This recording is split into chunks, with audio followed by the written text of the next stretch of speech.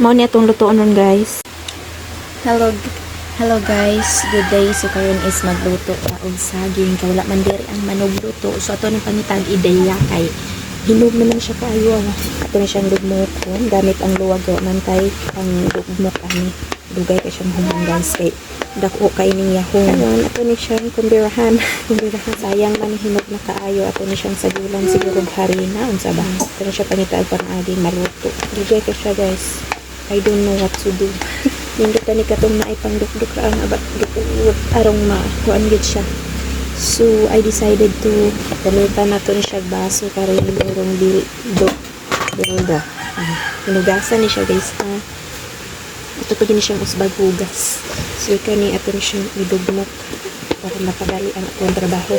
Nayon nato ko na kuan ko ning itong yahong nga dako kayo.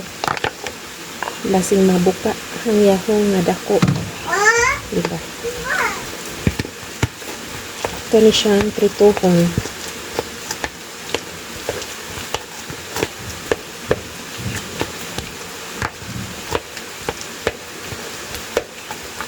Konsumo na mo ng kisang. Sarap. Kisin, imong gipang labay si? Tanggo na rog iro, karad lagi ka. Ang labay na po gamit ang butan akong anak. Butang na diha. Dugay kay day ni laylay day kay ning kadahuad ah. Hinog na kay siya. Tamis na ni kaayo sa dugay lang madugmo. Kay alhog lusong kana lang manong manual. Marmalihat ito alhog lusong sa inyo manual. Basta sa gusto ninyo nga consistency. Kaya consistency. Kaya siyang butangal gamay harina para mulapot. One. Like this, oh. Then, ato na siyang butangag sa kabok egg.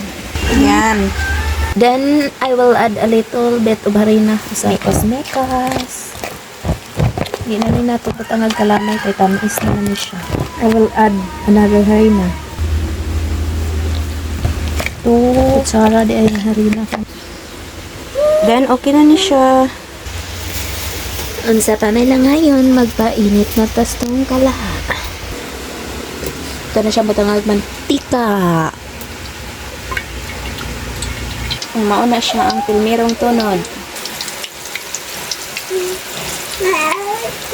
Mauna yung pilmerong nga balina ko nila. Ngayon nagbahin si Inday Kisay. Smile sa.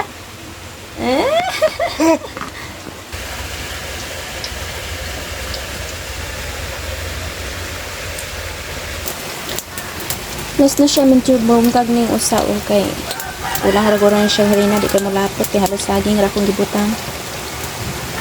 Ano siya oh. Lami.